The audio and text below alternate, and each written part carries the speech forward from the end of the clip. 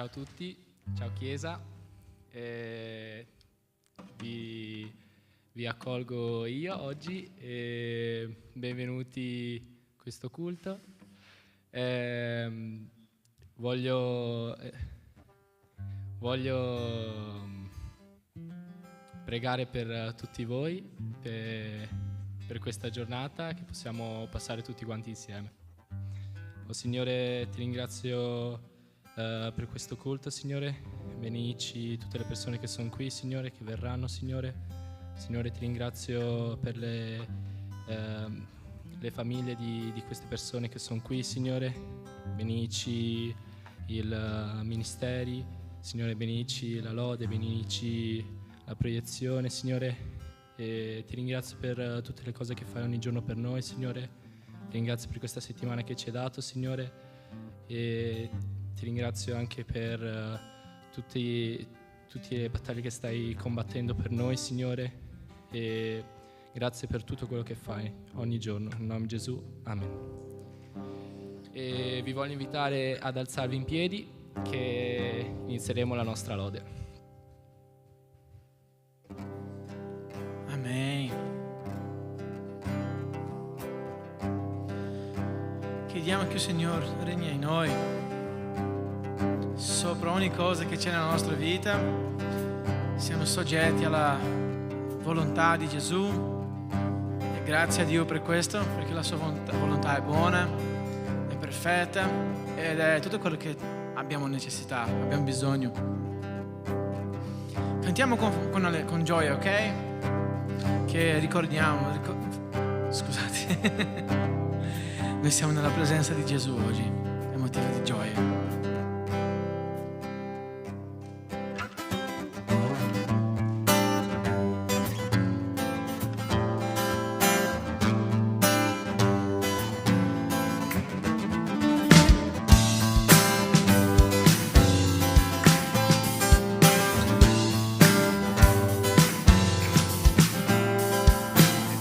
Sopra il mondo e in te sei l'eccelso Dio.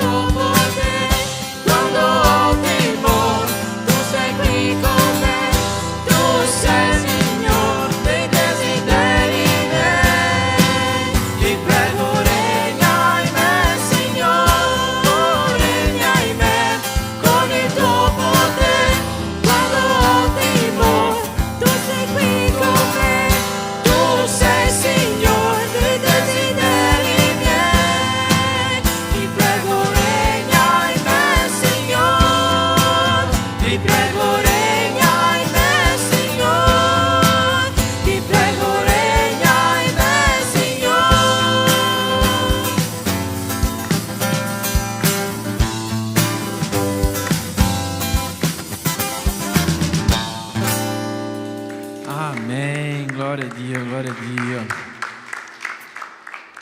Ora il Signore Gesù, regna il suo nome Gesù.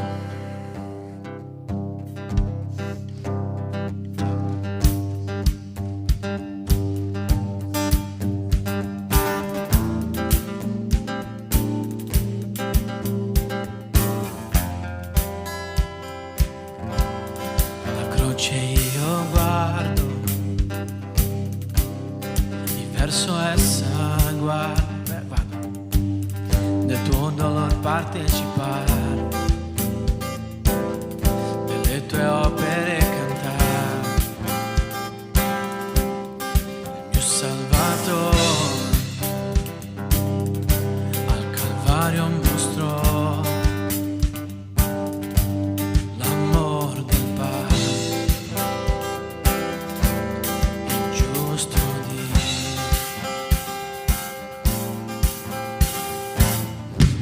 Alla croce mi chiamasti gentilmente, mi attrasse Dio sconcertato, mi avvicino spaventato del tuo amore.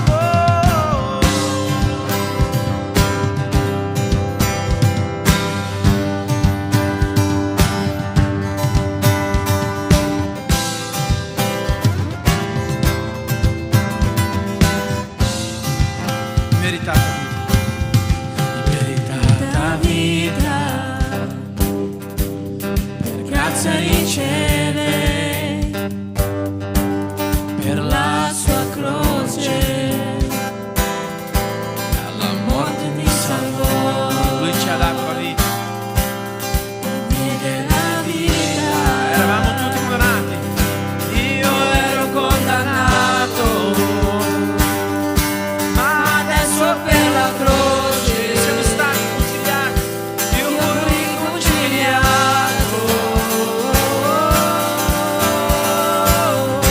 Alla croce mi chiamasti gentilmente, mi attrasse Dio sconcertato, mi avvicino lamentato del tuo amore.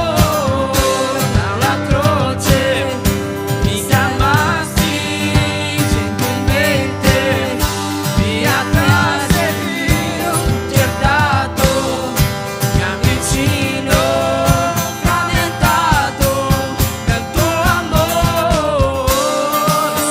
sconvolgente il tuo amore.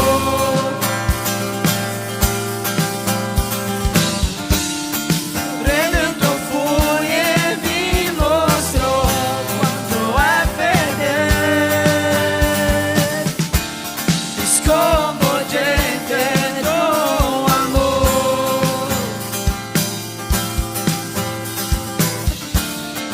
Redento fui e vi mostrò quanto è fedele.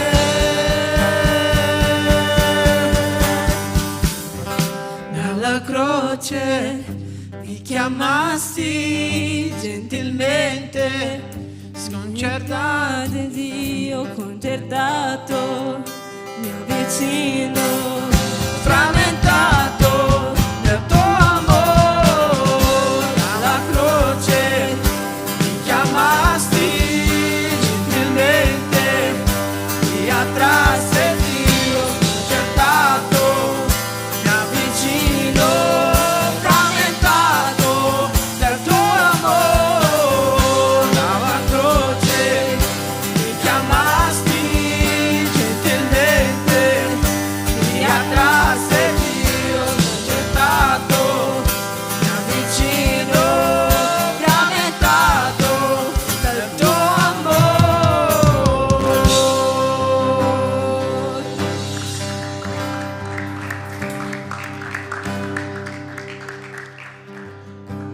Gloria a Gesù.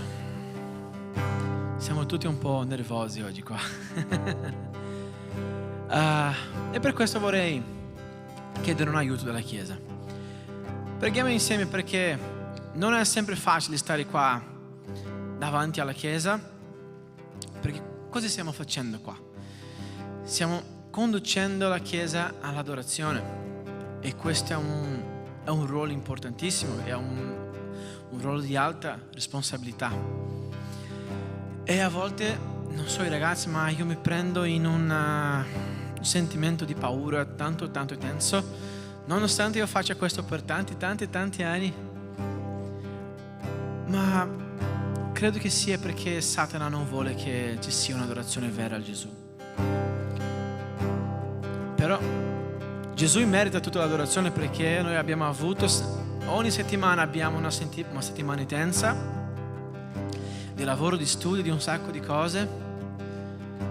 E di solito, non so voi, ma molto frequentemente non metto Gesù nel mezzo alle mie cose. E arriviamo qua e dobbiamo condurre la Chiesa all'adorazione e voi tutti dovete adorare insieme a noi. E non è facile, è difficile, ma è una cosa che facciamo con gioia e credo che anche voi fate con gioia per Gesù. Quindi, cosa voglio dire?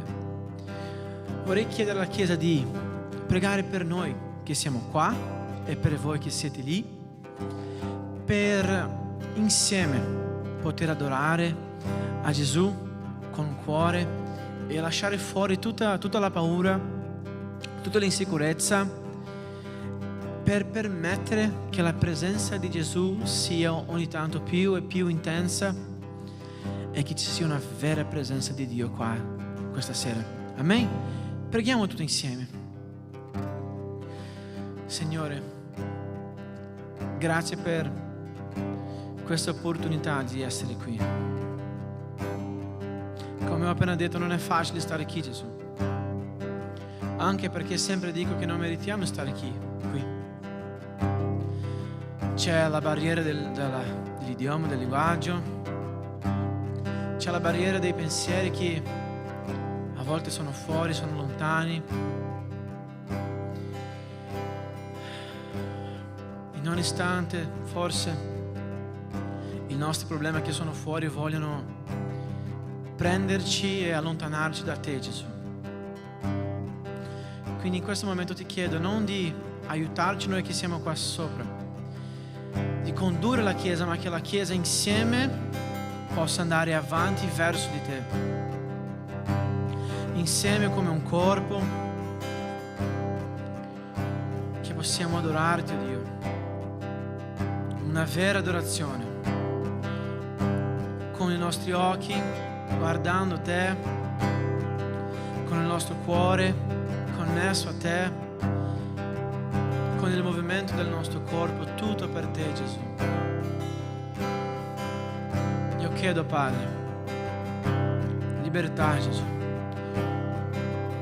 Satana non ha nessun potere qua e Satana non ha nessun potere quando c'è la tua presenza. Noi ti invitiamo, Gesù, gentilmente, di stare qui in mezzo a noi. Ti chiedo di accettare questa lode e tutto questo culto, perché è tutto tuo. Sia qua con noi, Gesù. Andiamo verso la prossima canzone. E ti chiedo, Padre, che con cuore possiamo tutti noi in libertà lodarti veramente, Gesù, nel nome di Gesù. Grazie, Padre.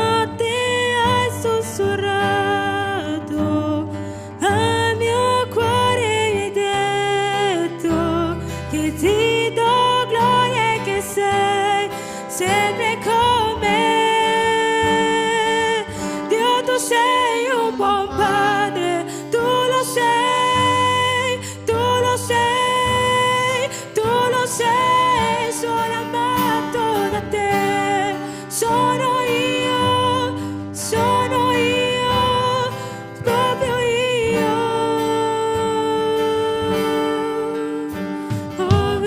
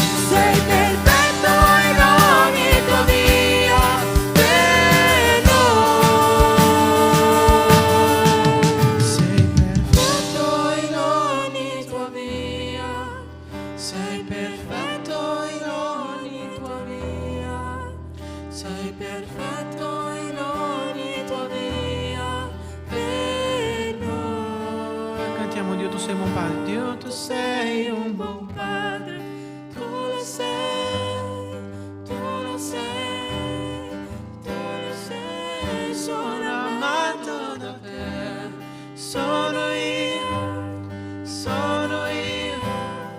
proprio io, Dio tu sei un buon padre, tu lo sei, tu lo sei, tu lo sei, sono amato da te, sono io,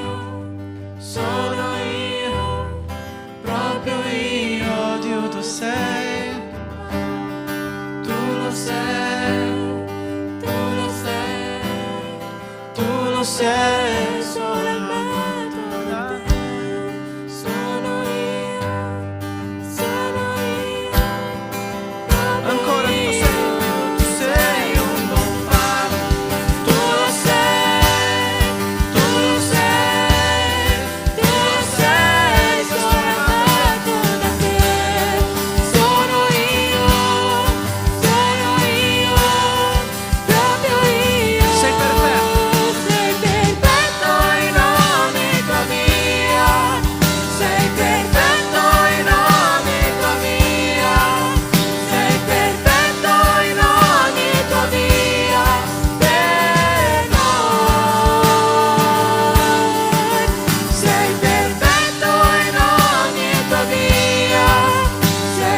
tua via, sei perfetto in ogni tua via per noi. Sei perfetto in ogni tua via, sei perfetto in ogni tua via, sei perfetto in ogni tua via per noi. Sei perfetto in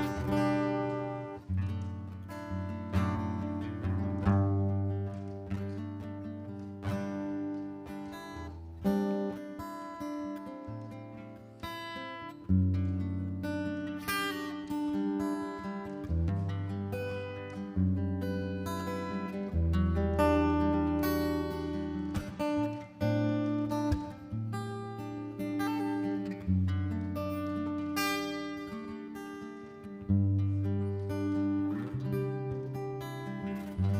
Per te sarò come un bambino e ti amerò per ciò che sei. Tornando all'innocenza e credere in te, ma a volte sono portato dalla voglia di crescere e con un cuore indipendente smetto solo di credere.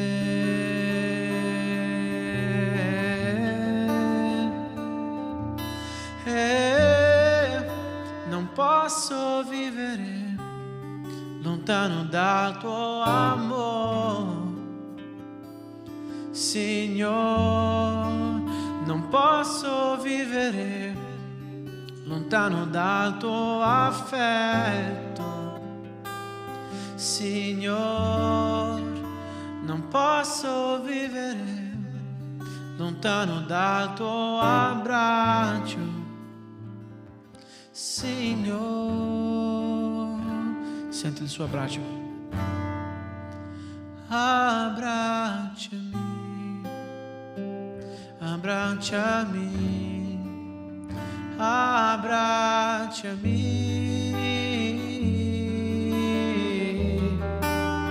abbracciami, abbracciami con tutto il tuo amore,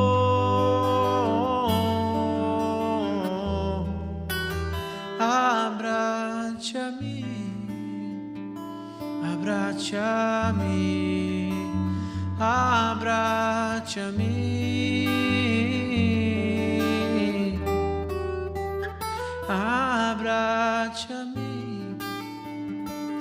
abbracciami con tutto il tuo amore.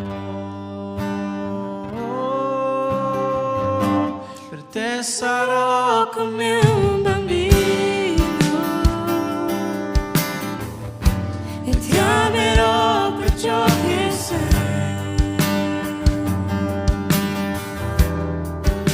tornando all'innocenza,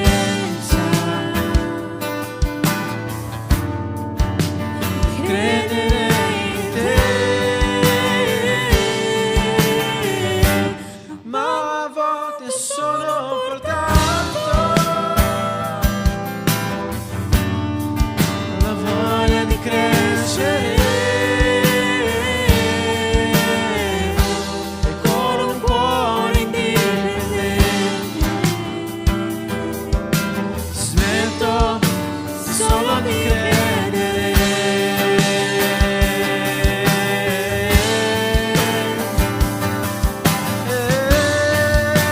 Non posso vivere lontano dal tuo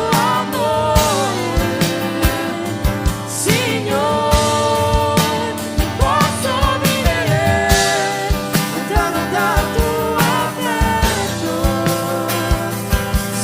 Non posso vivere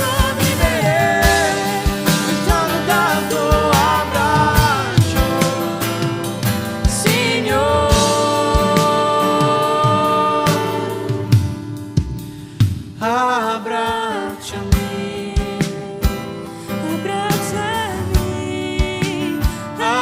dal tuo affetto, Signore. Non posso vivere lontano dal tuo abbraccio, Signore. Abbracciami, abbracciami, abbracciami, abbracciami, abbracciami con tutto il tuo amore.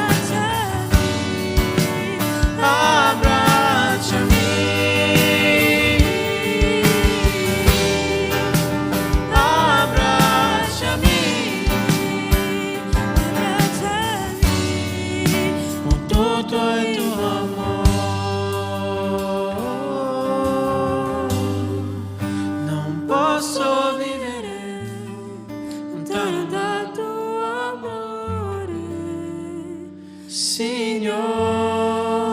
Non posso vivere lontano dal tuo affetto, Signore. Non posso vivere lontano dal tuo abbraccio, Signore.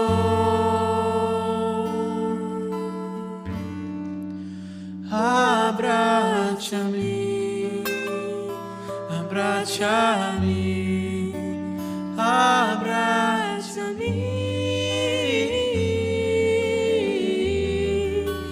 abbracciami, abbracciami con tutto il tuo amore.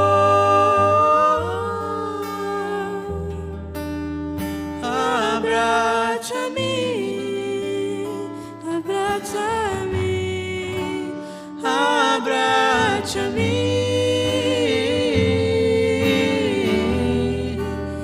abbracciami, abbracciami con tutto il tuo amore.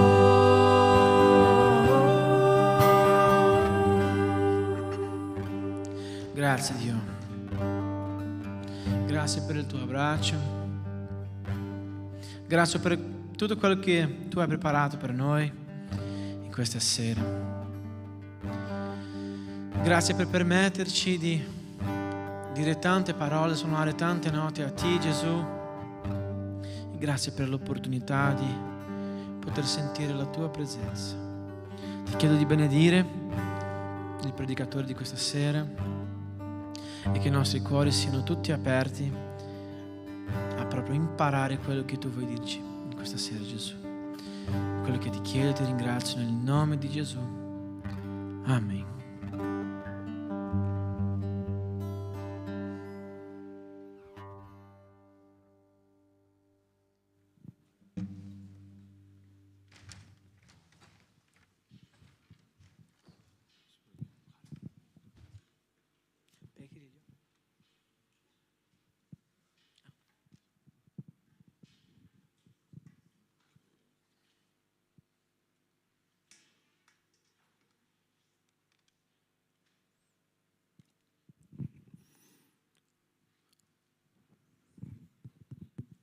Gloria a Dio.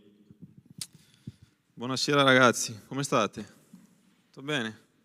Da tanto che non ci vediamo, vero? La scorsa volta che sono stato qua sembra che sono già passati anni. Bene, bene.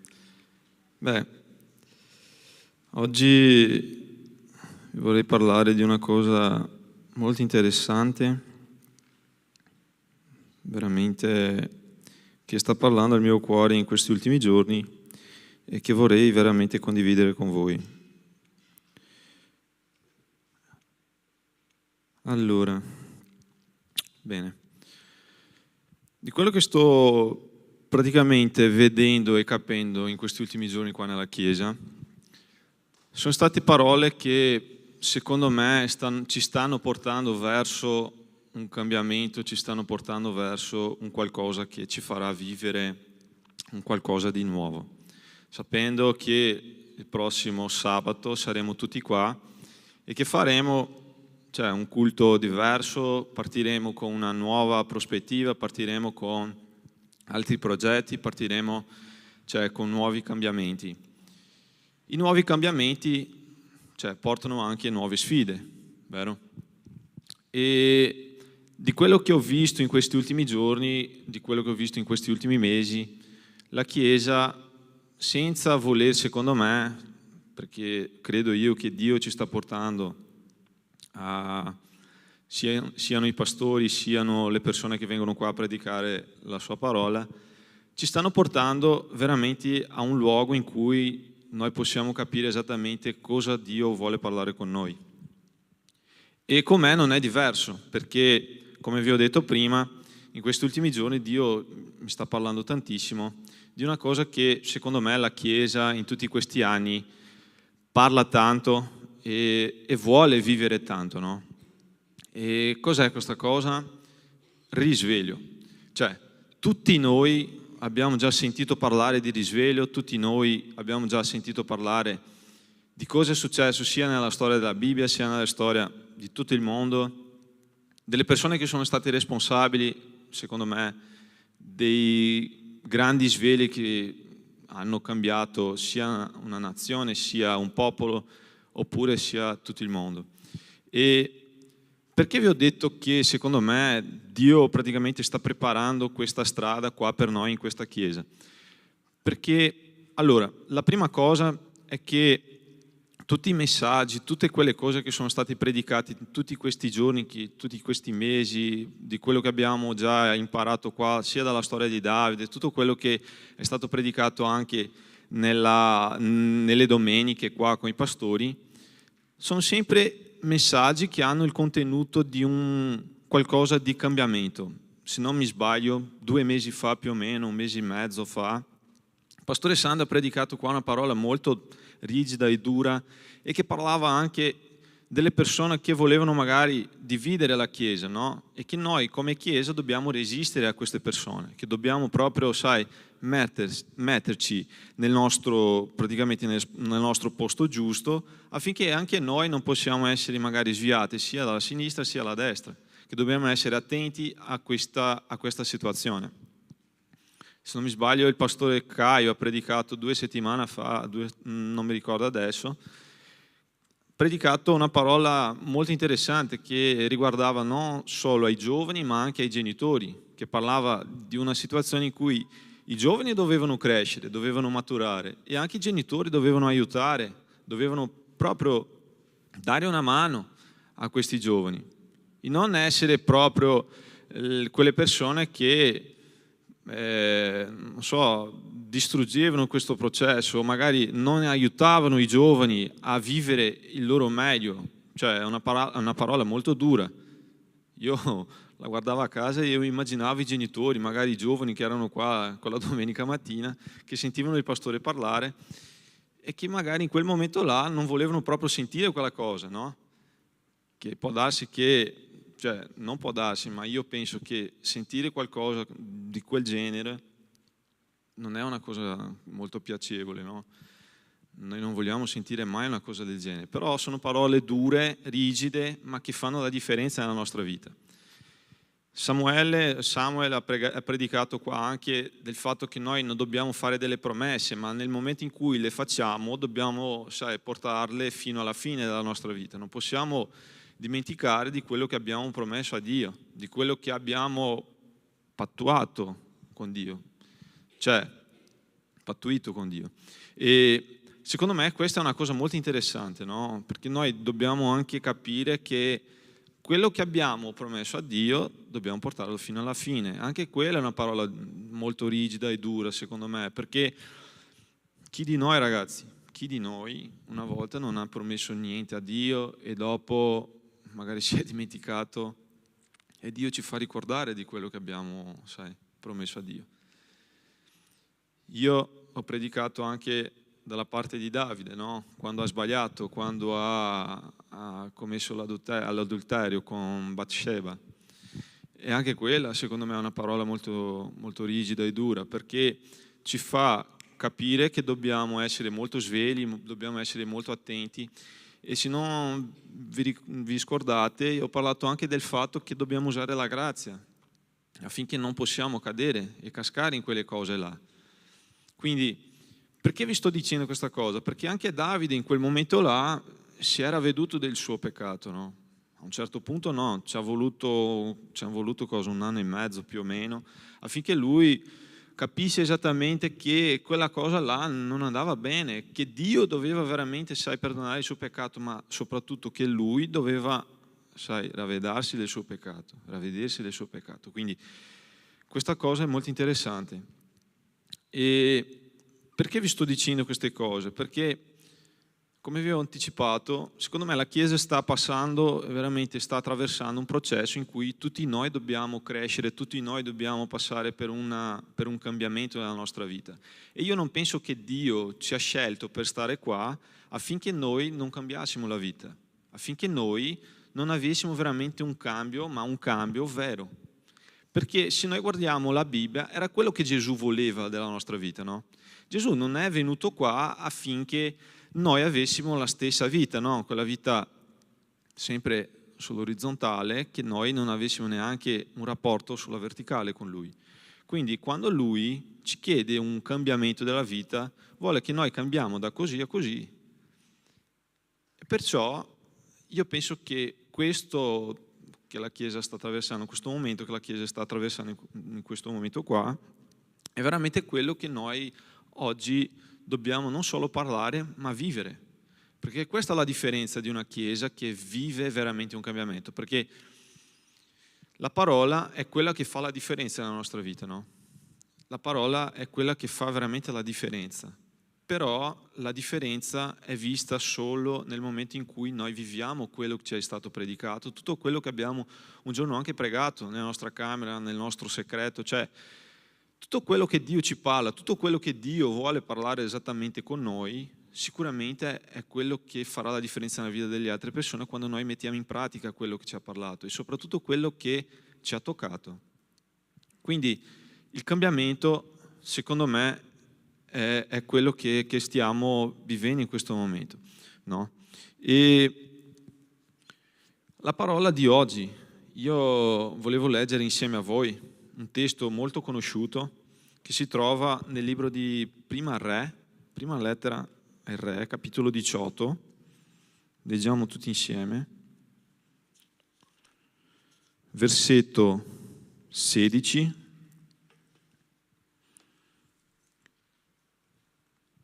fino al 40, facciamo una lettura un po' più lunga oggi.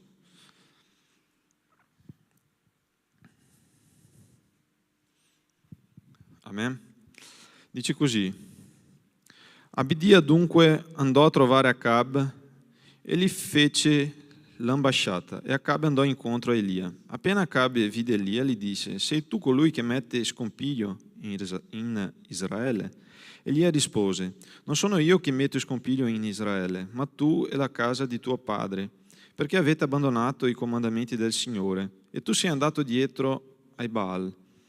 Adesso fa radunare tutto Israele presso di me sul monte Carmelo, insieme ai 450 profeti di Baal e ai 400 profeti di Astarte, che mangiano alla messa di Izebel. Acab mandò a chiamare tutti i figli di Israele e radunò quei profeti sul monte Carmelo. Allora Elia si avvicinò a tutto il popolo e disse: fino a quando zoppicherete dai due lati? Se il Signore è Dio, seguitelo; se invece lo è Baal, seguite lui. Il popolo non gli rispose nulla. Allora Elia disse al popolo: sono rimasto io solo dei profeti del Signore, mentre i profeti di Baal sono in 450. Dateci dunque 2 tori. Quelli ne scelgano uno per loro, lo facciano a pezzi e lo mettano sulla legna, senza appiccarvi il fuoco. Io pure preparerò l'altro toro, lo metterò sulla legna e non vi appiccherò il fuoco. Quindi invocate voi il nome del vostro Dio, e io invocherò il nome del Signore. Il Dio che risponderà mediante il fuoco, lui è Dio. Tutto il popolo rispose dicendo: ben detto. Allora Elia disse ai profeti di Baal: sceglietevi uno dei tori, preparatelo per primi poiché siete più numerosi, e invocate il nome del vostro Dio, ma non appiccate il fuoco. Quelli presero il loro toro e lo prepararono. Poi invocarono il nome di Baal dalla mattina fino a mezzogiorno dicendo: Baal, rispondici. Ma non si udì né voce né risposta, e saltavano intorno all'altare che avevano fatto. A mezzogiorno Elia cominciò a beffarsi di loro dicendo: gridate forte, poiché egli è Dio, ma sta meditando, oppure è indaffarato. O è in viaggio, può anche darsi che si sia addormentato e si risvelerà. E quelli si misero a gridare più forte e a farsi delle incisioni addosso, secondo il loro costume, con spade e lance, finché grondavano di sangue. E passato che fu il mezzogiorno, quelli profetizzarono fino all'ora in cui si offriva l'offerta, ma non si udì voce o risposta e nessuno diede loro retta. Allora Elia disse a tutto il popolo: avvicinatevi a me. Tutto il popolo si avvicinò a Elia. Ed Elia riparò l'altare del Signore che era stato demolito. Prese 12 pietre, secondo il numero delle tribù dei figli di Giacobbe, al quale il Signore aveva detto: il tuo nome sarà Israele. Con quelle pietre costruì un altare al nome del Signore e fece intorno all'altare un fosso della capacità di 2 misure di grano.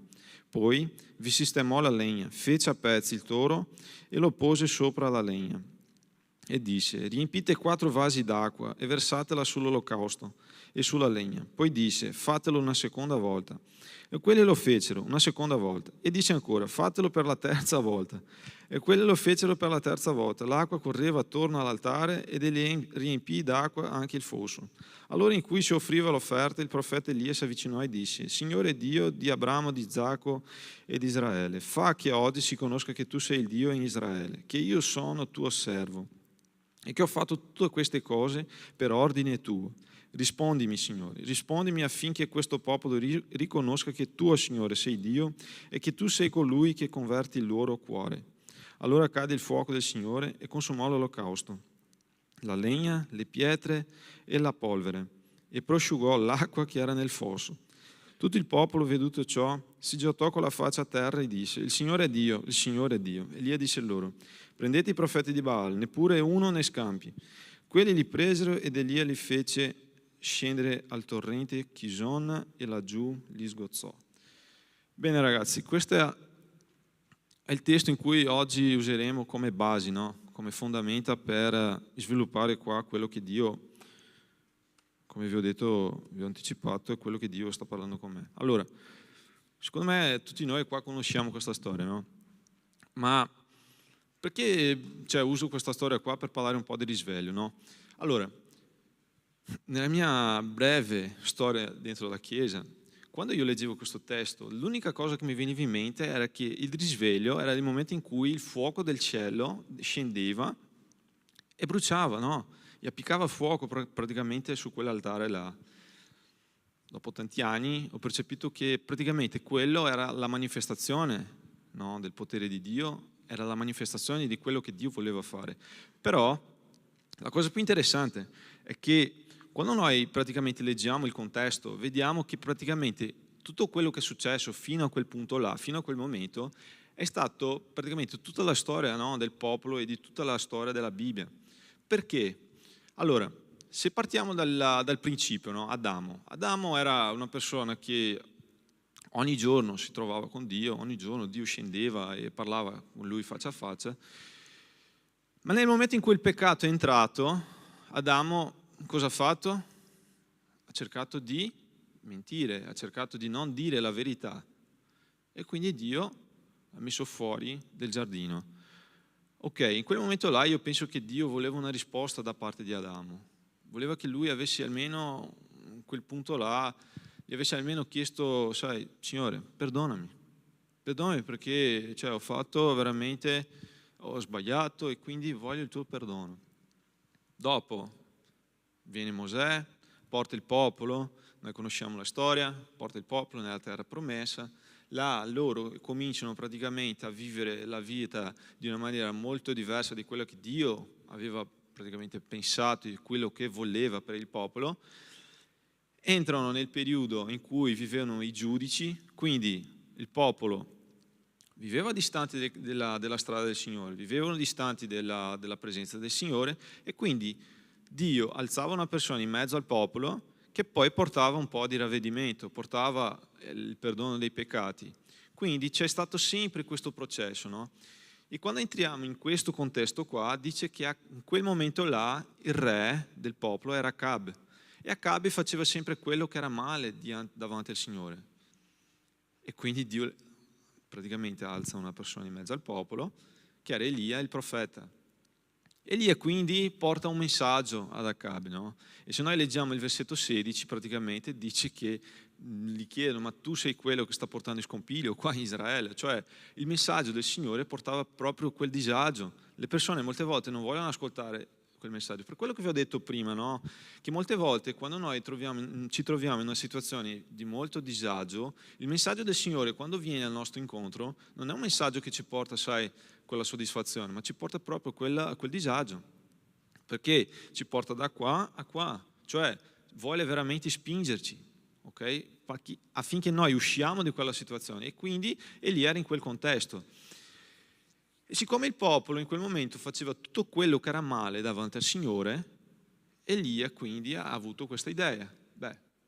No, non penso che sia stata l'idea di Elia, perché dopo vediamo che Elia dice così, sto facendo tutto quello che mi stai dicendo, Signore. Elia quindi porta questa sfida, no, ai profeti di Baal, perché il popolo invece di adorare, di lodare il Dio vivente, il Dio dei loro antenati, ha iniziato proprio ad adorare Baal, i profeti di Baal, no? Elia quindi porta questa sfida. E ogni volta che leggo questa storia, è una storia che mi fa veramente ridere, perché se noi leggiamo qua, torniamo nel versetto là, quando Elia fa proprio la sfida, la Bibbia dice che i profeti di Baal hanno iniziato a adorare, a clamare il loro Dio nel momento in cui Elia fa la sfida, sia dalla mattina fino al mezzogiorno. E io mi immagino, ragazzi, immagina proprio Elia, no? Che guardava quella situazione. Io penso che se Elia fosse italiano, sicuramente si sarebbe seduto così, no? Che aspettava i profeti, posso un macchiato? Avrebbe preso un macchiato, e che guardava là i profeti di Baal che clamavano. E hai anche un giornale, e che aspettava, perché sicuramente quella era la situazione, no? Perché in testa sua, secondo me, lui stava pensando così: questi qua continuano a clamare e io so che non avranno mai risposta, perché io so cosa succederà. E dopo, una cosa molto interessante che lui dice anche nel versetto, nella sequenza qua, che lui dice così: gridate più forte, perché Egli è Dio. ma sta meditando, oppure è in Arafat, è in viaggio. Io mi immagino il dio Baal in viaggio, no? Immagina lui arrivando nel viaggio. C'era una serie TV in Brasile che si chiamava Il Principe di Bel-Air. E quando lui arrivava, sai, con gli occhiali, che arrivava da California, così, io immagino il profeta di Baal, sai, clamando il loro Dio, e il Dio che arrivava in viaggio così, con gli occhiali, tutto quanto. No, scusate ragazzi, sto arrivando, sto in ritardo, ma sono qua, ok? E lì proprio, cominciava, sai, a beffarsi di quella situazione là, perché sapeva che non avrebbero mai risposto. Dopo, la sequenza dice così, si è addormentato e si risveglierà. Immagina il dio Baal dormendo, no? Sta là dormendo, mentre tutti che urlano, dai, vogliamo che tu mandi fuoco, e là che è lui che dorme così. Cioè, io quando leggo questo qua, io penso, no, non è possibile che questi qua non se l'hanno presa con Elia, perché in quel punto là, se c'era uno che aveva già il sangue, la testa calda, sicuramente avrebbe preso a pugno, no? L'avrebbe preso a pugno, cioè sicuro. E poi una cosa che volevo aprire qua, un parentesi, è che loro hanno iniziato a gridare più forte, perché hanno cominciato a credere in quello che Elia stava dicendo. E dopo dice così, e quelli si misero a gridare più forti e a farsi delle incisioni addosso, secondo il loro costume. E qua volevo aprire un parentesi. Io non so voi ragazzi, ma oggi nel mondo stiamo attraversando anche un problema molto, sai, grande, diciamo così. Se tu guardi un po' delle notizie, si vedono praticamente che tutti i giovani, tutti i ragazzi stanno cercando di fare delle cose che non appartengono alla volontà di Dio. Cioè, cercando di tagliarsi, di fare incisioni addosso. E queste cose, ragazzi, non provengono da Dio. Queste cose non provengono mai da Dio. La Bibbia qua ci racconta da questa storia e dice chiaramente qua che i profeti di Baal facevano queste cose.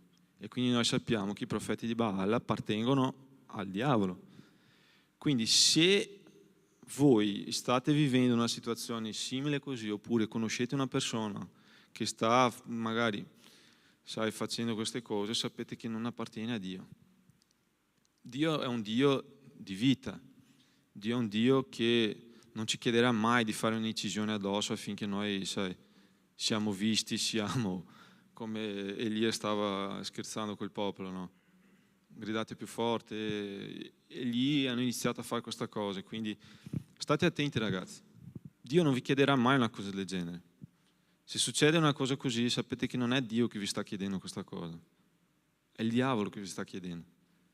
Non serve fare questo tipo di cosa. E nella sequenza, quindi,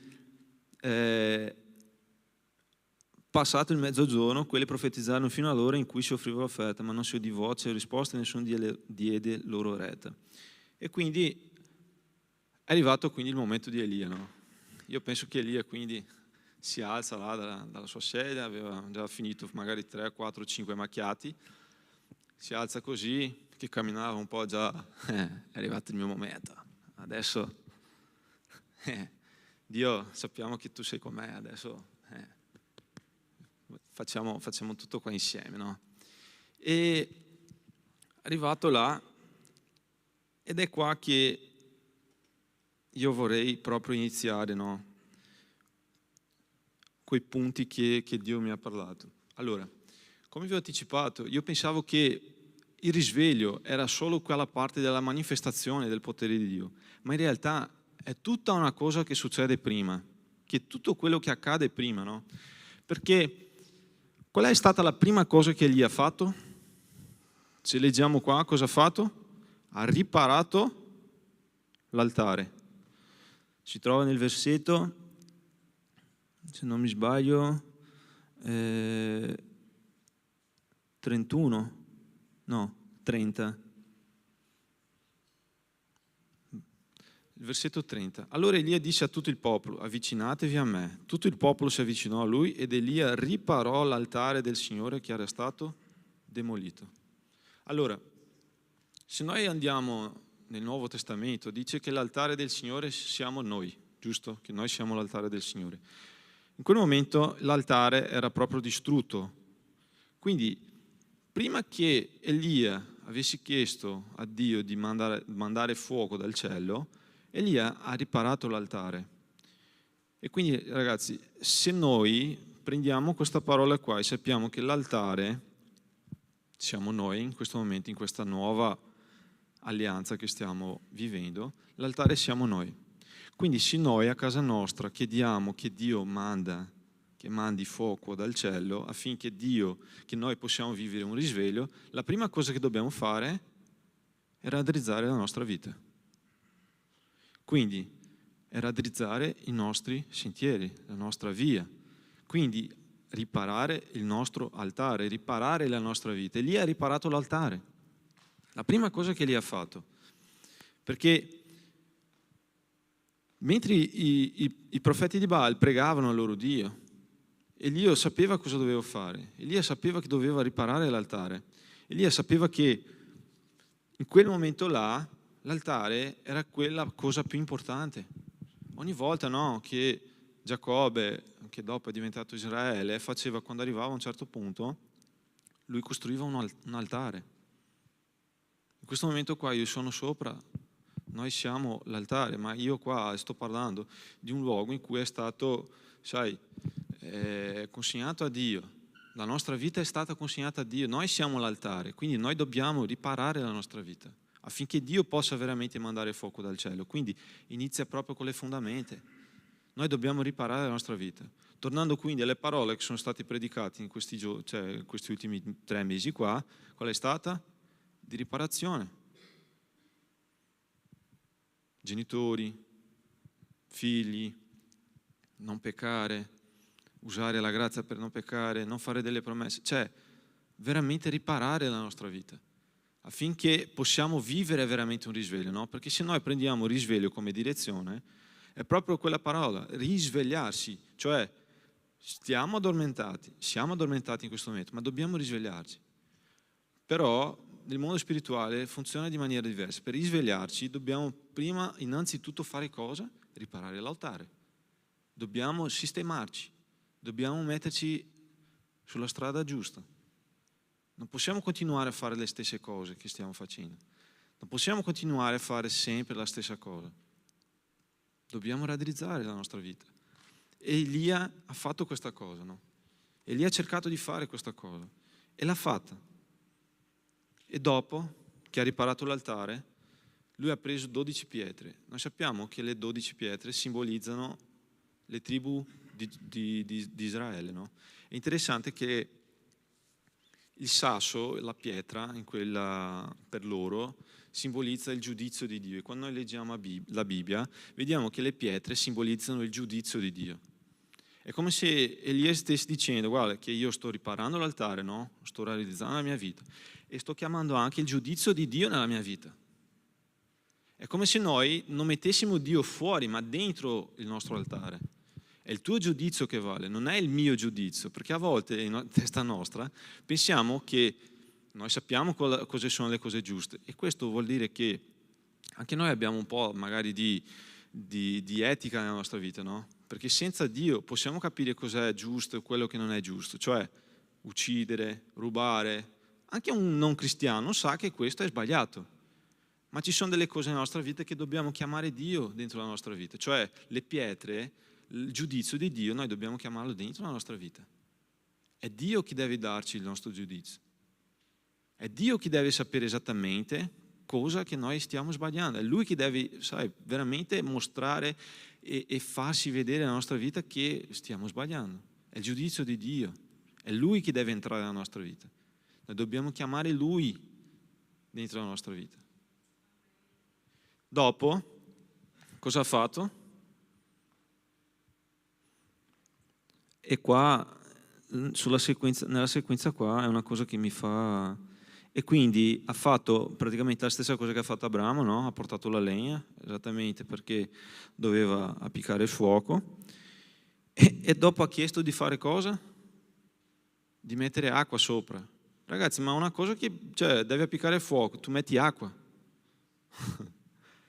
Lui o era matto o no. Sicuramente oggi se uno, non so, li vedesse facendo una cosa del genere avrebbe detto che questa marijuana è molto forte, no? Perché va contro il senso della logica, no? Io devo appiccare fuoco, ma adesso metto acqua, cioè è controsenso. Ma lui ha detto, vai, metti acqua, butta acqua là, butta. E hanno messo acqua, no? E dopo cosa è successo? Lui ha predicato, lui ha pregato, scusa, lui ha pregato. E questo è il momento, è il secondo punto che volevo trattare con voi e spendere un po' più di tempo qua. Allora, Elia ha pregato per cosa? Per ravvedimento. E questa è la cosa più interessante, no? Perché il contenuto del messaggio del Vangelo, il principale, è ravvedimento. Gesù è venuto per ravvedimento dei nostri peccati, no? È morto per i nostri peccati, quindi per ravvedimento. Se noi vediamo qua, quando Elia ha pregato, cosa dici? Rispondimi Signore, versetto 37, rispondimi Signore, rispondimi affinché questo popolo riconosca che tu, oh Signore, sei Dio e che tu sei colui che converte il loro cuore. Quindi il contenuto del messaggio, cioè ha chiesto di mandare fuoco dal cielo affinché il loro cuore fosse convertito. Gesù, è come se io vedessi la storia di Gesù, e Gesù, tutti i miracoli che ha fatto, era solo perché loro dovevano essere perdonati dei loro peccati, affinché loro conoscessero esattamente chi era Gesù, affinché conoscessero esattamente che Gesù era il Figlio di Dio. Quindi è come se fosse un imbuto, no? Tutto portarsi verso la salvezza.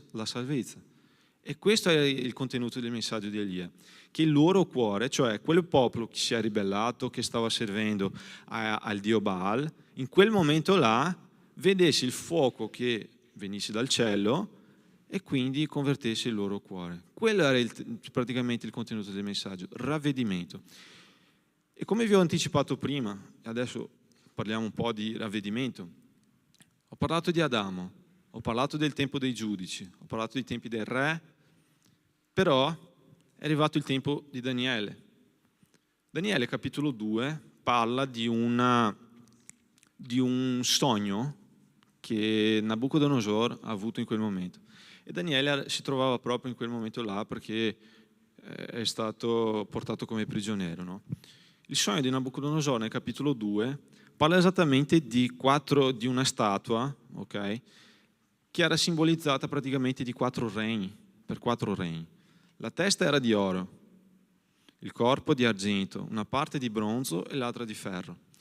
Il sogno di Nabucodonosor era praticamente di una pietra che si staccava da sola, senza l'intervento umano, che praticamente si staccava, andava a colpire i piedi di quella statua e che distruggeva tutta la statua. Dopo potete leggere Daniele capitolo 2. E quindi Daniele ha detto, guarda Nabucodonosor, re, la testa, l'oro, simbolizza te, cioè sei te la testa d'oro.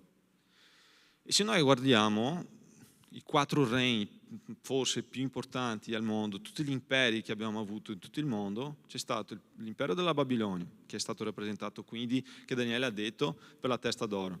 Dopo l'argento, che sono stati i persiani, dopo il bronzo, che sono stati i greci, e dopo l'impero romano, che è stato il ferro.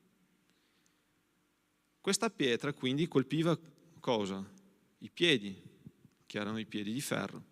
Quando Gesù quindi viene, no? Quando appare Gesù in tutta la storia, lui diceva che lui era la pietra angolare, giusto? Quindi per tutti i giudei pensavano così, ok, la pietra è arrivata. Lui non era solo la pietra angolare, ma anche la pietra dove Pietro ha praticamente edificato la sua chiesa. Quindi in quel momento noi sappiamo che tutti i giudei, tutto il popolo di Israele era prigioniero, era scravizzato dall'impero romano. Quindi questa pietra, senza l'intervento umano, sappiamo che Gesù è venuto al mondo senza l'intervento umano, il popolo giudeo, quindi dei giudei, ha capito subito che Gesù era la pietra e che quindi lui doveva venire qua e colpire l'impero romano. Però in testa loro pensavano che Gesù quindi fosse stato un generale, fosse stato quella persona che avrebbe portato magari la vendetta per tutti quegli anni che sono stati cattivi, sono stati prigionieri per l'impero romano. Ma quando Gesù arriva, no, lui inizia a predicare un Vangelo talmente diverso che alcune persone non hanno ricevuto. E quindi se leggiamo il libro di Giovanni dice che Gesù è venuto per i suoi, ma i suoi non hanno creduto. E quindi ci ha dato anche il privilegio, anche l'opportunità, l'occasione, anche noi che siamo gentili, di credere in Gesù e appartenere al suo popolo. Cioè, nel momento in cui Gesù viene e inizia a predicare questa nuova parola, questo nuovo regno, non hanno capito subito. Però tutti i discepoli di Gesù sono stati prima discepoli di Giovanni Battista. E qual era il contenuto del messaggio di Giovanni Battista? Ravvedimento, giusto? E anche era molto duro. Se vi ricordate, Giovanni Battista viveva nel deserto e predicava: razze di vipore, ravvedetevi. Quindi io penso che Giovanni Battista, quando io leggo così, era quello signore, no? Che aveva quello senso dell'umorismo mattinale, che tutti lo guardano e dicono: cosa vuoi? Cosa stai guardando? Che Giovanni Battista quando predicava: ravvedetevi, razze di vipore, era un messaggio molto duro. Dopo arriva Gesù e tutti hanno pensato: no, adesso ha preparato il cammino, ha preparato la strada, adesso arriva Gesù che praticamente ci porterà alla vendetta. E quindi Gesù arriva e dice a Pietro così: allontanatemi da me, Satana. Era un messaggio duro, era un messaggio rigido. Gesù non ha portato subito. E quindi perché vi sto parlando di ravvedimento? Dopo, nella sequenza, tutti i discepoli hanno praticamente continuato a camminare con Gesù. È arrivato quindi Atti 2, dove lo Spirito Santo scende come lingue, come fuoco, e riempiono tutte quelle persone dello Spirito Santo. È come se il risveglio fosse arrivato, non so, 3 anni, 33, non so quanto tempo il popolo di Israele, perché adesso non mi viene in mente, ma nel momento in cui Giovanni Battista ha iniziato a predicare per compiere dopo con Gesù negli Atti 2 almeno 40 anni, 45 anni. Quindi per 45 anni, ragazzi, una predicazione di ravvedimento, dove il ravvedimento era la cosa principale, era la cosa fondamentale, era la cosa fondamentale. E quindi negli Atti 2 si compie quindi tutto quello che i discepoli hanno vissuto come processo, no? Ravvedimento, parole dure, parole rigide, ma lo Spirito Santo è venuto su di loro, come lingue, come fuoco. È sceso, hanno iniziato a parlare in altre lingue, è stato veramente una cosa fenomenale. Hanno vissuto la loro esperienza con Gesù, perché fino a quel punto là, secondo me non avevano ancora, non avevano ancora lo Spirito Santo. È sceso in quel momento là, è stata una promessa di Gesù a loro e quindi hanno vissuto dopo. E quindi Gesù predicava, insegnava. E se noi guardiamo anche Giovanni 6, versetto 60, dice che dopo aver moltiplicato i pani, cosa succede? Tutta la folla inseguiva Gesù, però lo inseguiva perché volevano vedere dei miracoli. E Gesù quindi inizia a predicare, inizia a istruirli. E qual è la risposta dei discepoli? Proprio dei discepoli. Questo parlare è duro, chi può ascoltarlo? Perché Gesù voleva che i discepoli camminassero con lui, non perché lui faceva dei miracoli, ma perché sapevano chi era veramente Gesù, che conoscevano chi era Gesù. Questo era il contenuto del messaggio. Ok, e se vediamo anche la storia, no, delle persone che sono state responsabili per tutti i risvegli in tutto il mondo. In Africa del Sud è stato così. Negli Stati Uniti, in quella famosa via Azusa. Inghilterra, iniziato con piccoli giovani, no? John Wesley, anche quelli prima che hanno predicato e hanno pregato tantissimo, che sono messi proprio in preghiera perché volevano avere questo risveglio nella loro vita. È stata la stessa cosa. Si ravvedevano dei loro peccati e a volte addirittura pregavano anche per la loro generazione. Il terzo punto che volevo trattare qua, cos'è? Ne basta una persona per un risveglio. La storia di oggi che abbiamo usato come base, come fondamenta, parlava di Elia. Elia dice che era da solo contro 500 profeti di Baal. Salomone, che è il versetto che vedremo dopo, anche lui era da solo. Questi piccoli giovani erano da soli in Inghilterra. Uno nell'Africa del Sud era da solo, che pregava. Galles, la stessa cosa. Stati Uniti, Seymour, la stessa cosa, era da solo. Quindi, ragazzi, ne basta una persona sola. Una persona che si mette proprio in preghiera, che decide di mettersi in preghiera e dice così: Signore, io sono un peccatore, io ho bisogno di te, ho bisogno che tu porti un vero risveglio nella nostra vita, ma nella mia vita soprattutto, perché io ho bisogno di questo risveglio. Non posso continuare a vivere di questa maniera che sto vivendo. Raddrizza, Signore, le mie vie. Ho bisogno di te.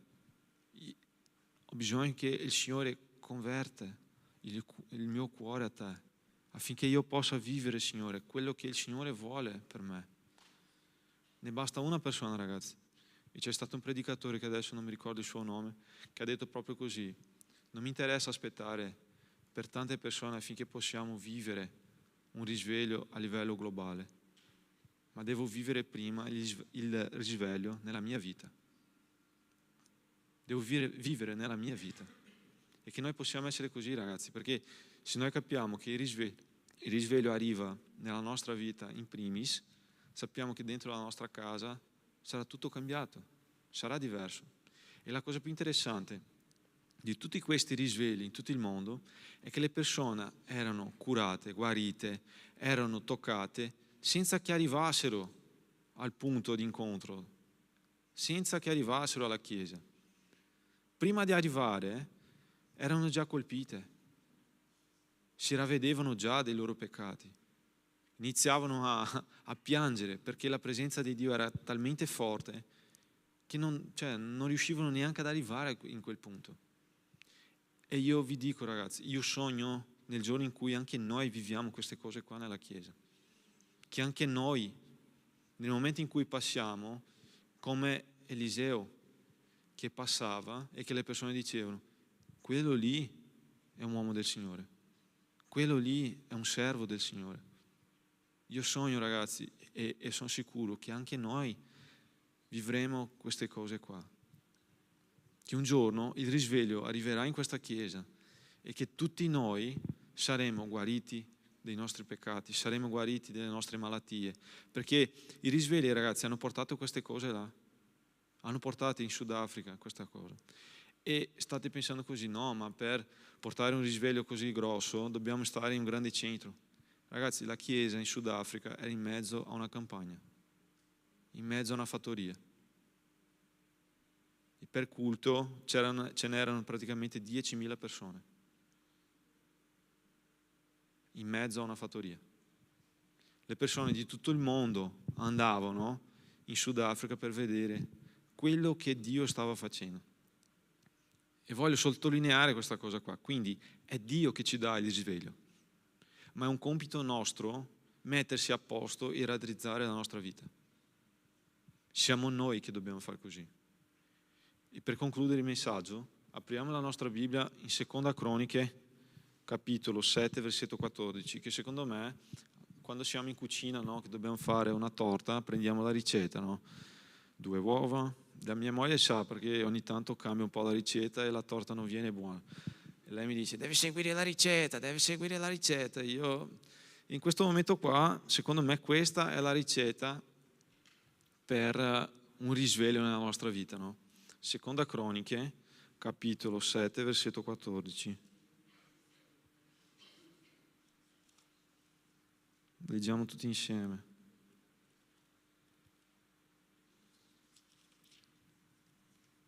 Che dice così: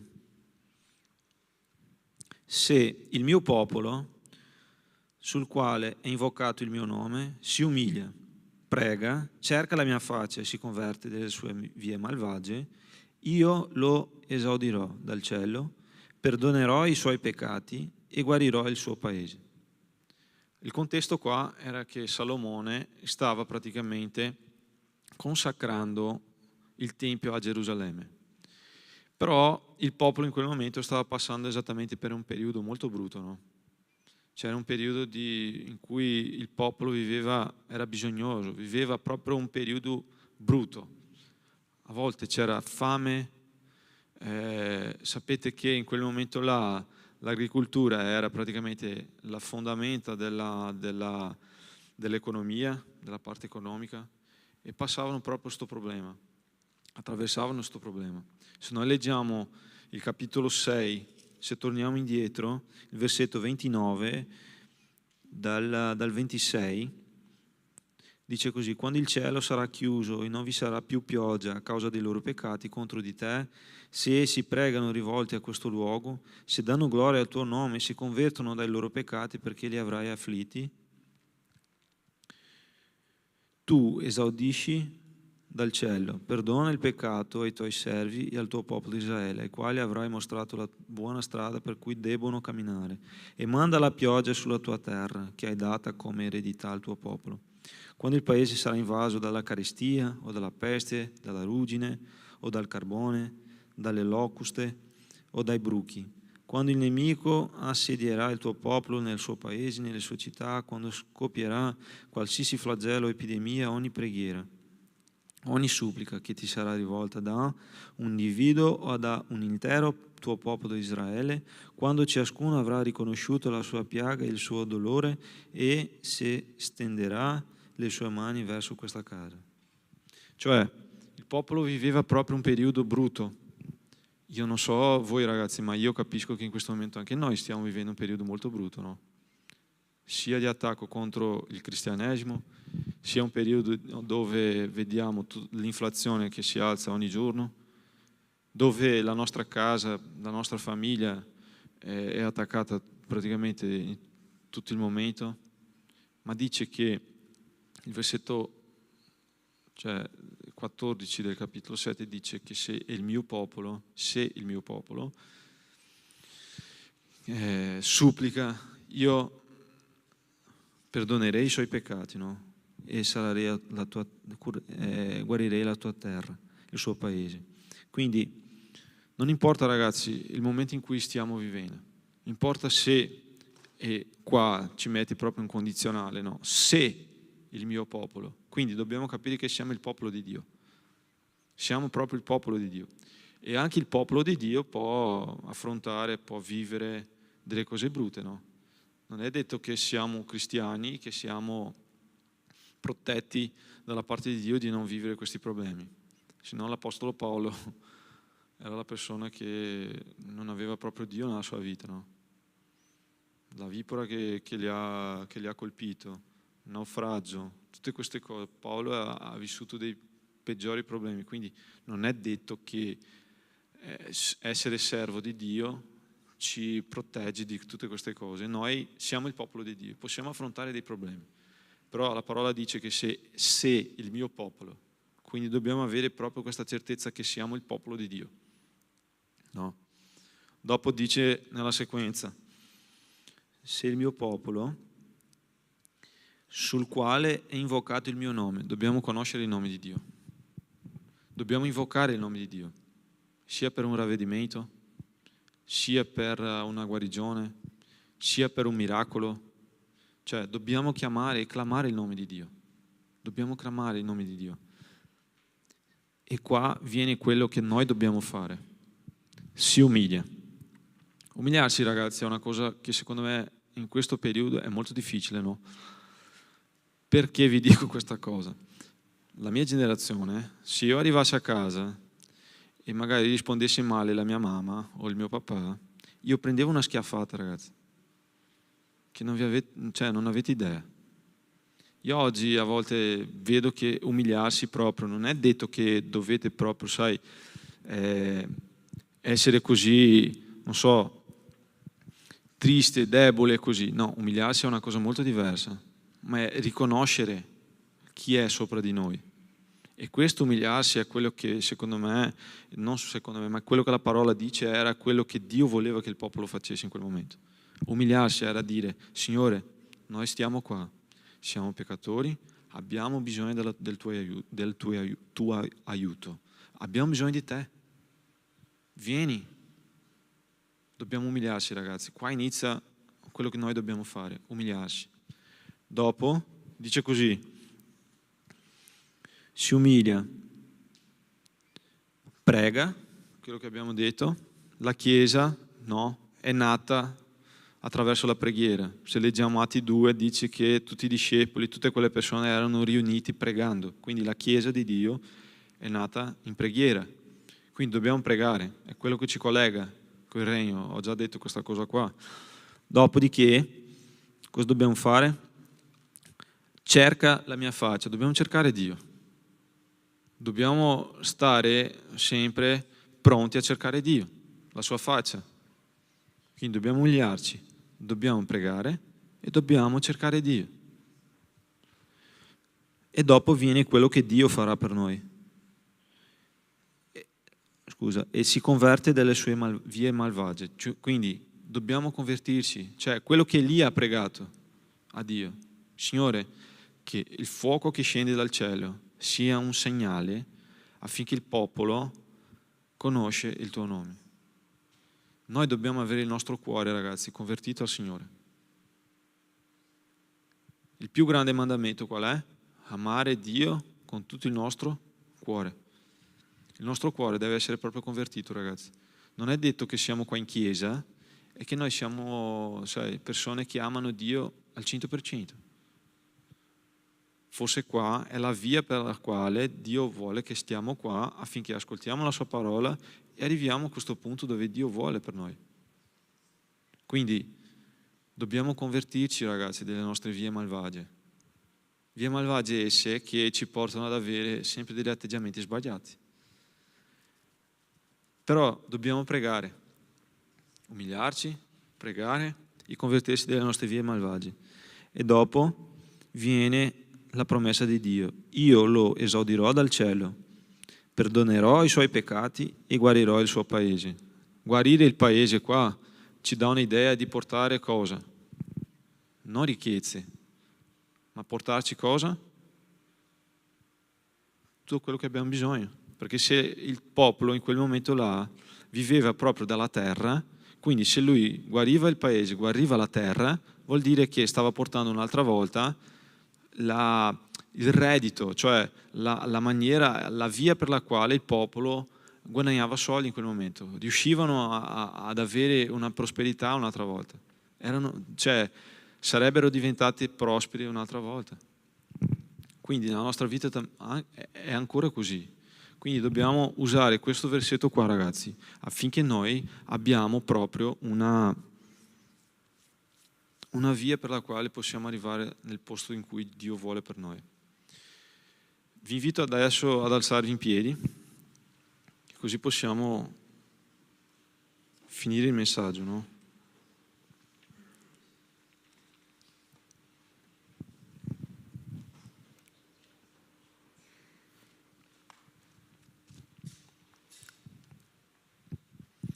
E ho lasciato qua per il finale, perché c'è stato un motivo per cui io ho scelto il libro, cioè quel messaggio di Prima al Re.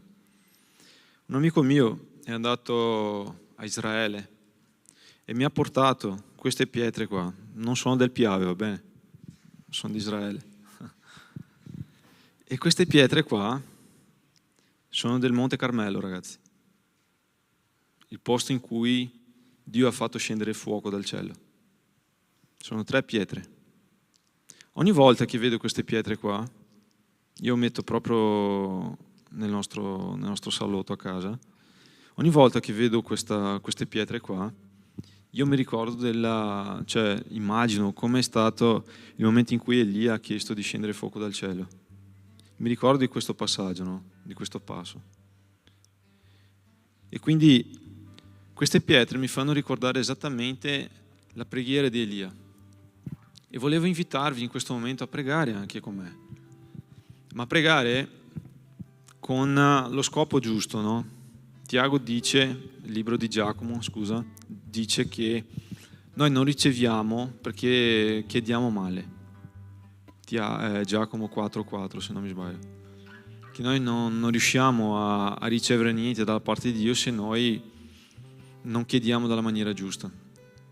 Queste pietre qua mi fanno ricordare sia dalla preghiera di Elia, ma sia anche di quello che Elia ha vissuto, di quello che Elia, dall'esperienza, di quello che ha vissuto.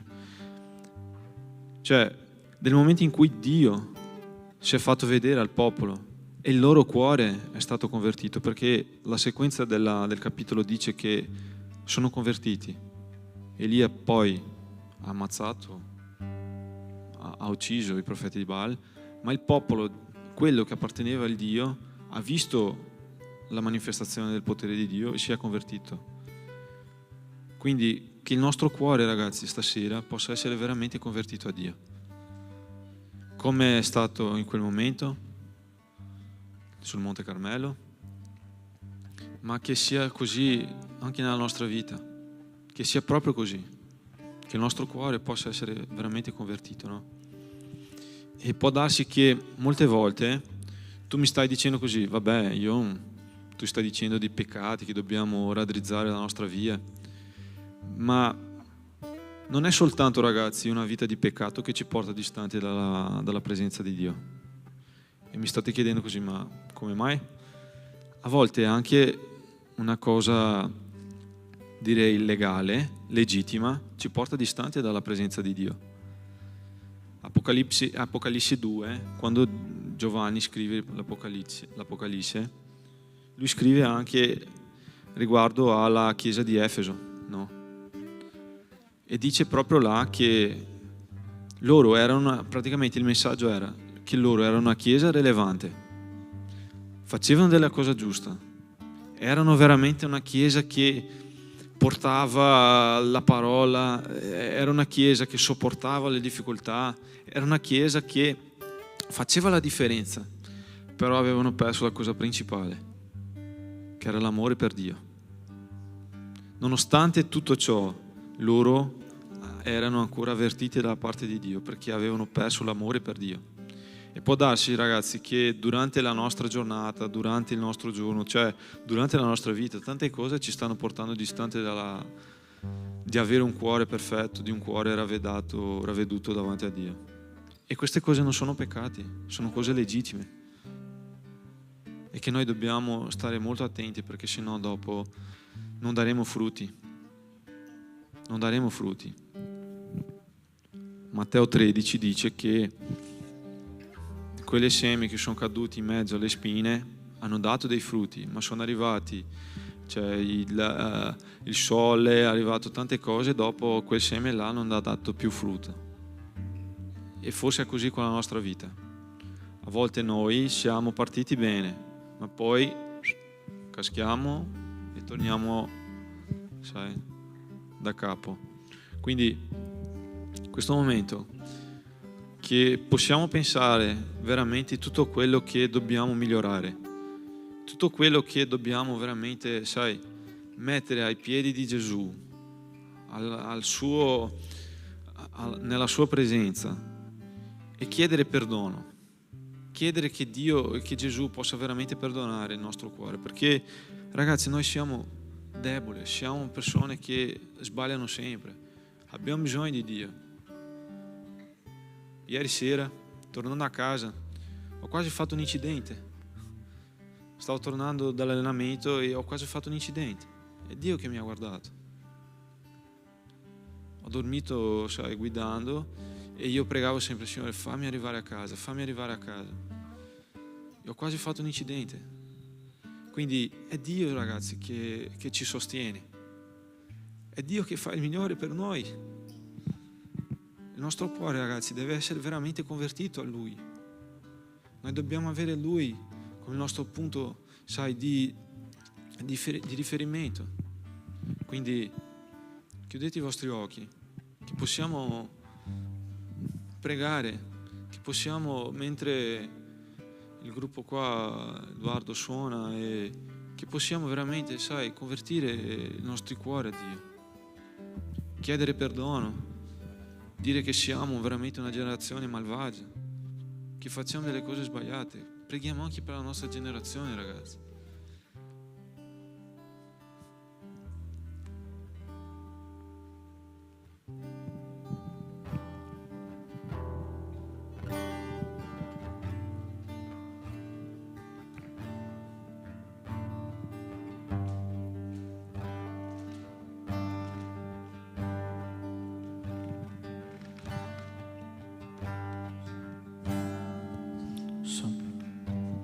Cantiamo che Lui è un buon Padre.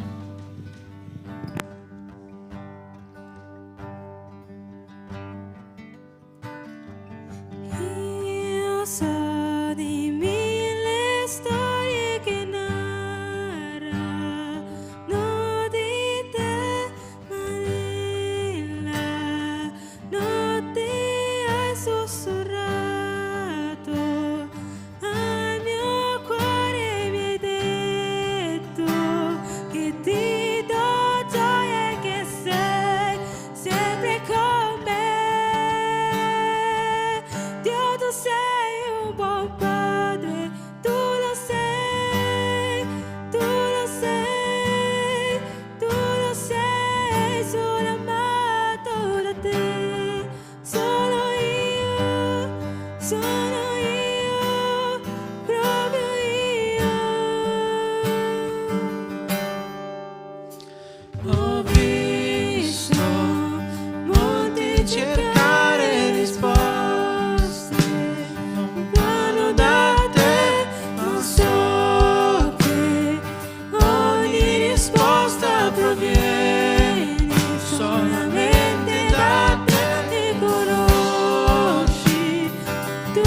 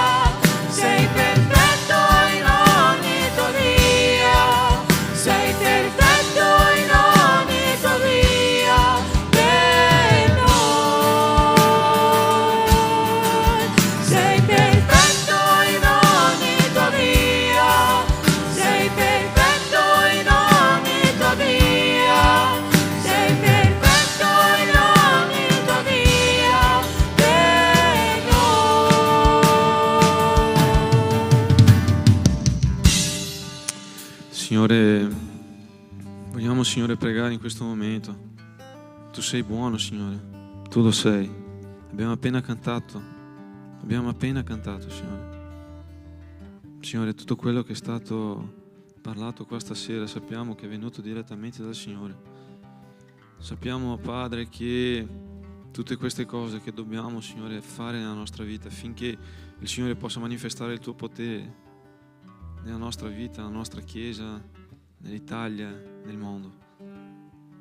Signore, che i nostri cuori malvagi, Signore, siano veramente convertiti al Signore. Noi diciamo, Signore, che siamo peccatori. Siamo, Signore, una nazione, Signore, che non riconosce il tuo nome, che non riconosce, Signore, il Signore come il nostro Signore. Noi dichiariamo, Signore, stasera che anche i peccatori, Signore, siamo delle persone che molte volte non si umiliano, Signore, a Te. Siamo persone, Padre, che non pecchiamo, che non preghiamo. Siamo persone, Signore, che molte volte non facciamo la cosa giusta, Padre, pur sapendo di quello che dobbiamo fare. Noi vogliamo chiederti, Signore, perdono. Tu sei buono, Signore, tu sei buono. Solo tu, Signore, sei buono. E vogliamo, Signore, pregare in questo momento affinché il Signore possa veramente versare su di noi il tuo Spirito Santo, affinché possiamo, Signore, essere guidati da Te, affinché possiamo essere, Signore, persone che hanno l'altare riparato, che hanno, Signore, il ravvedimento nella nostra vita, affinché possiamo riconoscere il Signore come il nostro Signore, Salvatore, come la persona che guida, Signore, i nostri passi, affinché conosciamo, Signore, il Signore come Tu sei esattamente. Preghiamo affinché il Signore possa versare su di noi lo Spirito Santo, affinché possiamo vivere, Signore, cose straordinarie nella Tua presenza. Tutti quelli, Signore, che hanno vissuto un risveglio, non solo nella Bibbia, Signore, che sono storie che sono state raccontate a noi, che possiamo leggere oggi, ma tutte le persone oggi che abbiamo accesso, Signore, che possiamo cercare sull'internet, cioè tutte queste cose, Signore, vediamo che una cosa è stata principale, il ravvedimento, ma il Signore ha compiuto la Tua promessa. Il Signore ha versato su di loro il Tuo Spirito Santo, ma noi sappiamo che questo Spirito Santo non è affinché noi possiamo vantarsi di qualcosa, ma affinché le altre persone siano veramente colpite e siano raggiunte attraverso lo Spirito Santo. Quindi noi sappiamo che siamo qua per fare l'opera Tua, per fare, Signore, quello che Tu vuoi, per fare, Signore, quello che la Tua Bibbia ci chiede di fare. Quindi clamiamo in questo momento, Signore.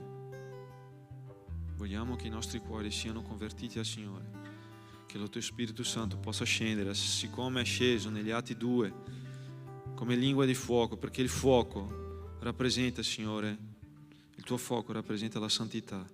E noi abbiamo bisogno, Signore, di santificazione in questa generazione, perché siamo una generazione perversa, Signore.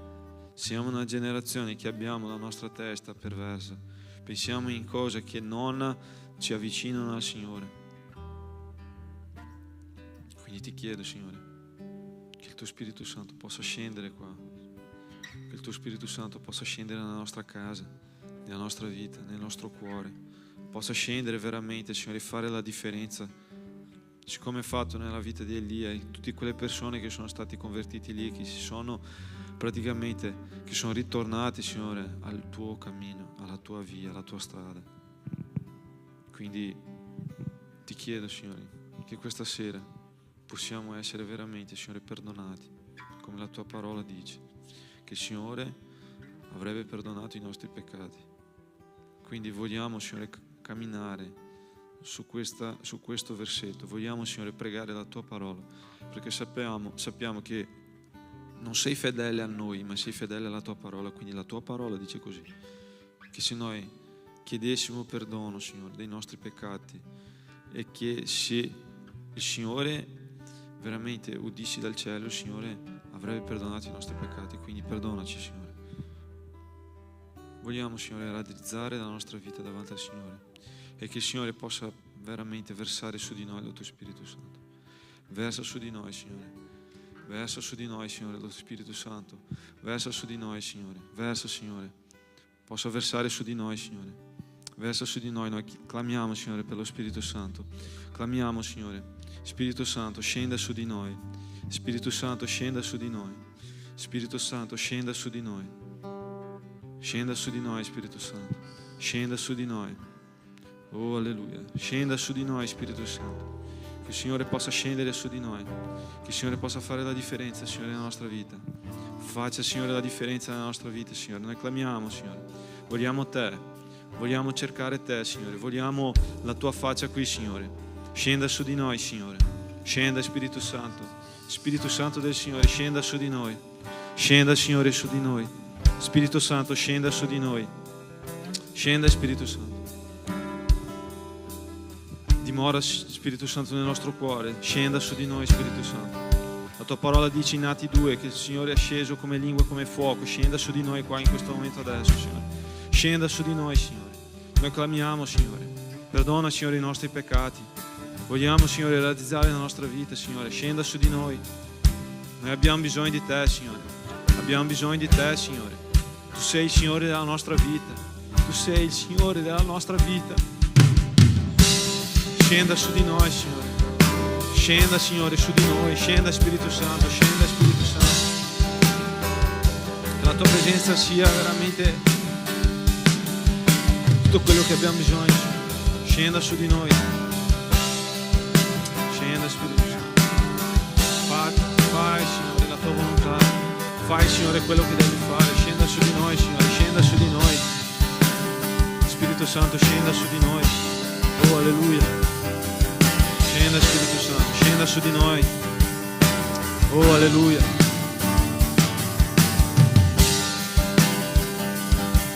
Scenda, Spirito Santo. Oh, alleluia. Scenda, Spirito Santo, scenda su di noi. Scenda su di noi. Scenda su di noi, Spirito Santo. Scenda su di noi, Spirito Santo. Scenda su di noi, Spirito Santo. Scenda, Spirito Santo. Infuocaci, Signore, infuocaci, Signore. Scenda su di noi. Scenda su di noi, Signore. Scenda su di noi. Applicaci fuoco su di noi, Signore. Applicaci fuoco su di noi. Scenda su di noi. Infuocaci, Signore. Infuocaci, Signore. Scendaci, Signore. Scenda, Signore. Scenda, Spirito Santo. Oh, alleluia.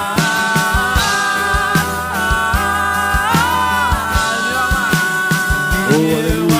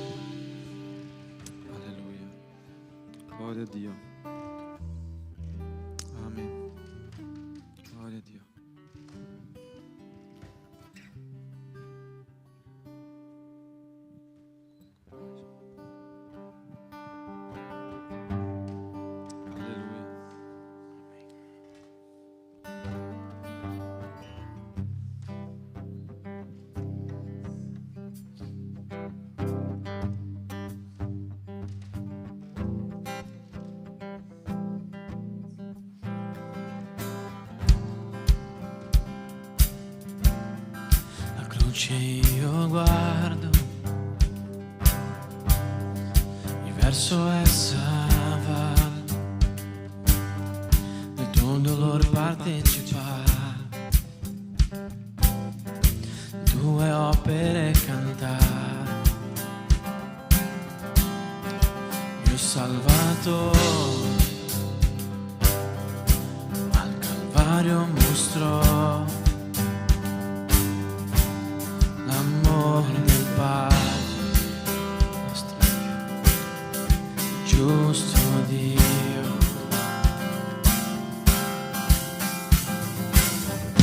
Dalla croce mi chiamasti, gentilmente mi attrasse Dio, sconcertato mi avvicino, frammentato del tuo amore. Guarda se dici, Signore.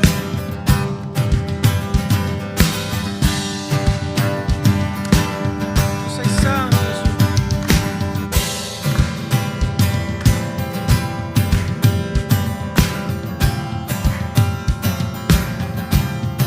Immeritata vita, grazia riceve per la sua croce, dalla morte mi salvò, diede la vita. Io ero condannato e adesso dove siamo? Ma adesso per la croce io poi riconciliato, grazie Dio.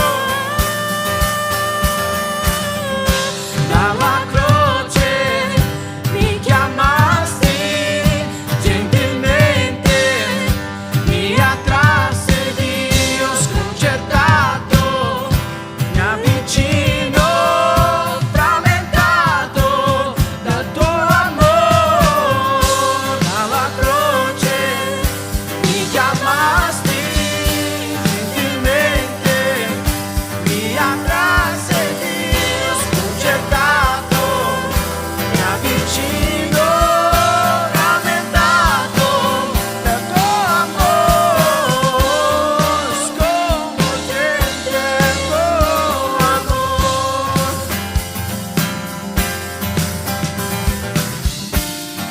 Redento poi mi mostro quanto è fedele, sconvolgente il tuo amore.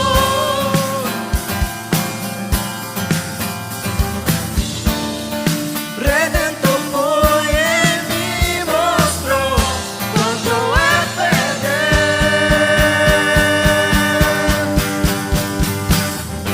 Dalla croce mi chiamasti, gentilmente mi attrasse Dio, sconcertato mi avvicino, frammentato del tuo amore. Dalla croce mi chiamasti, gentilmente mi attrasse Dio, sconcertato mi avvicino, frammentato del tuo amore.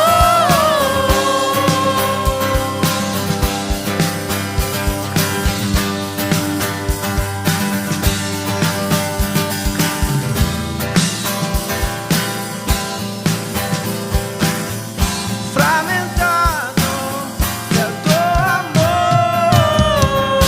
Gloria a te, Gesù, sei santo, eterno, sei nostro Dio. Santo, santo, santo sei Gesù.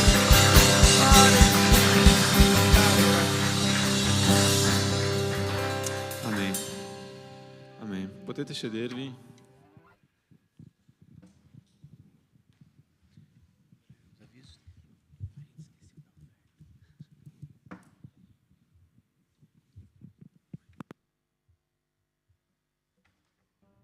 Volevo chiamare il nostro caro amico per dare gli avvisi. E Luca? Luchia? Adesso è il momento degli avvisi. In mezzo a questa presenza intensa siamo dimenticati del momento dell'offerta, ma non c'è problema perché la presenza di Gesù è meravigliosa. Quindi ti chiedo gentilmente di, appena finiamo qua, se tu hai portato la tua offerta, di ringraziamento a Dio di portare qua e Dio ti benedica grandemente. Vai Lucia. Pode usar aquilo aqui.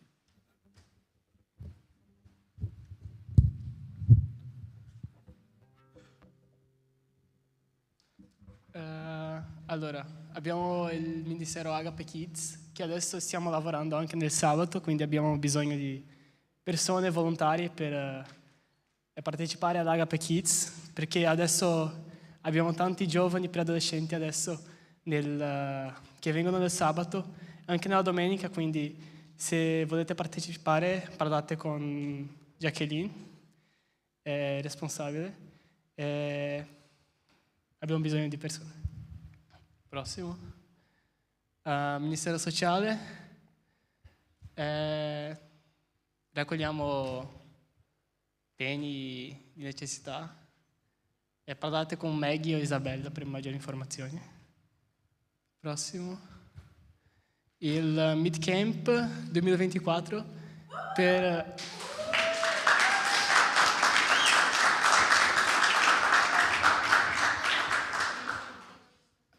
giovani adulti con più di 19 anni. Si svolgerà il 31 di novembre fino al 31 di ottobre fino al 3 di novembre. E se volete partecipare costa 90 euro per persona e sì, basta. Poi? Finiti? Sono questi da video. Ci sarà un evento prossimo sabato per tutti i giovani. Venite. Sarà bellissimo. Basta.